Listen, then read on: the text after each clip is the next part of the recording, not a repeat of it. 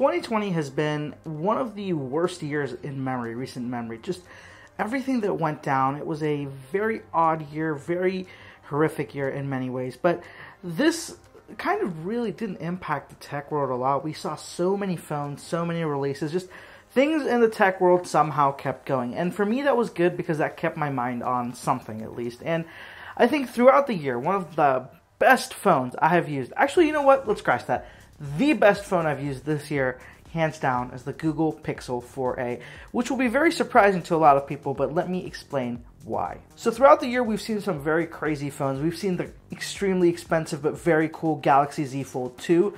We've seen the crazy stuff like the LG Wing. We've seen new iPhones, everything, but of all of those, this is the one that stuck out the most in my mind. I think I've used about 10 phones or something this year, and of all of them, this is the one that I keep thinking about all the time. And the reason behind it is because this just completely rewired my brain as to what a phone needs to be and how much it needs to cost, to be very honest. Smartphone pricing right now is getting out of hand. We have multiple smartphones that cost above $1,000. Apple, even Apple's iPhone 12 lineup, the cheapest phone you can get is $730 before tax. Samsung has launched multiple $1,000 phones. OnePlus has a $1,000 phone now, and it's just crazy to think about. The pricing for these phones is getting out of hand, but the reality is the value, the use, the usability, for a lack of a better word, just the user experience on the whole hasn't really gone up with that price. You're getting a very similar experience you'd get even a few years ago, and really you're just paying more and more for a little bit of a better hardware, a little bit of a better camera, a little bit of a better something. Which, cool, it's cutting edge, that's all fantastic, but after a certain point, it starts to feel like you start to go numb to it. And that's what's happened in the last year or so with me. I've really not found many phones interesting because of these small things. It all seems to be camera, okay, now this phone has 120 hertz display. Okay, so now this went up to 90 hertz. And that is, the thing is, almost every Android phone on the flagship end seems to have the same specs, the same user experience. It's packaged a little bit differently. And that has gotten very boring to cover. So this year is why, more than ever, I've been intrigued by the mid-tier phones, and we've had a lot of solid entries into the market. We had the Google Pixel 4a, we had the iPhone SE, the OnePlus Nord, and those are just the phones I've used in the mid-level market, and all of them are fantastic in their own right, but this one just really gets the job done without any compromises whatsoever. This has the cheapest price tag of the three phones I mentioned. This is $350, and it still has some unbelievably standard features. It comes with 128 gigs of storage standard. You can't get more, but you can't get less either. There's 6 gigs of RAM.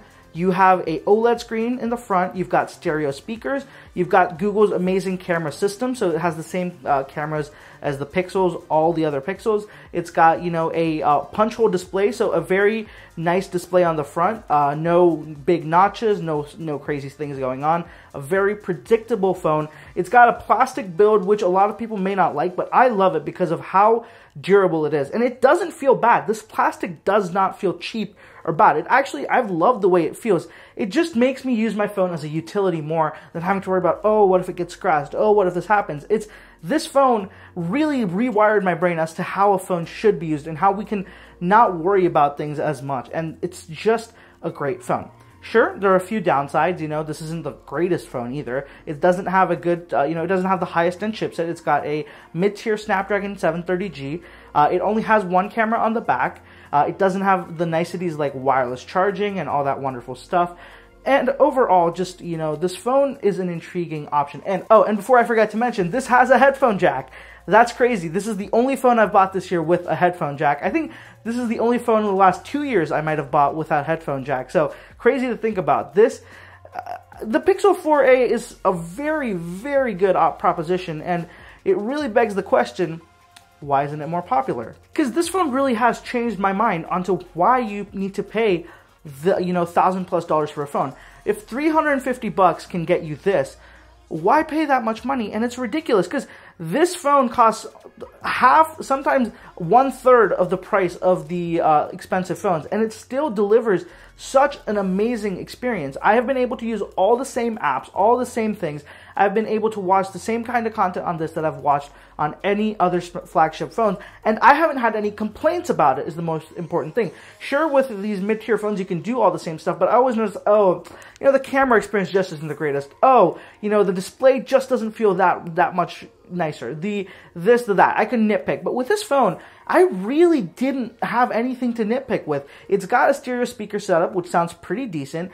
It's got an AMOLED screen, so, you know, content automatically looks really just, there is a level there. It's a decent level. It's not the greatest display in the world, but it looks good. Like, most people will not have any complaints about it, and that's the thing about this phone. There is not that much to complain about. The only thing I would complain about, maybe, is the lack of wireless charging. If that was there, this would be a perfect phone for me.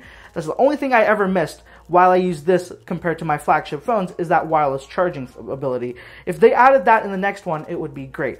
And another thing, you know, this has a capacitive fingerprint sensor on the back. There's so much familiarity with this phone. It's not anything crazy. It's not anything that will get anyone excited, but this phone just works. And I can't believe why companies have started to stray away from this logic of make something that just works. You know, people don't want, not everybody wants crazy stuff, crazy innovation.